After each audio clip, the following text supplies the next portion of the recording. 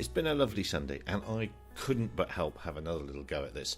Just remind me, dear viewer, next time I put a video up without doing an auto-tune, give me a slap. And also remind me that the best way to tune anything in SITL is to fly a circuit, because a circuit involves every part of the flight envelope, and the aircraft has to do, well, it has to do everything that's expected of it. The takeoff, some straight and level flying on the downwind, and then the descent and the land to touchdown. And so if you auto-tune in, or if you tune in SITL, doing a circuit rocks, and it is the best.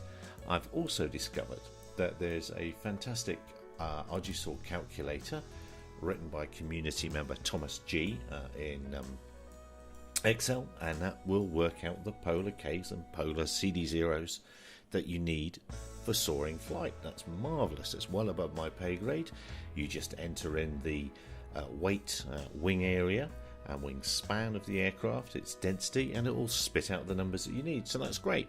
So I should be playing with that some more, and hopefully this week I'll be playing with it in a real RC aircraft as well. I'm going to do some more soaring again, but you'll see. I was thinking about that today.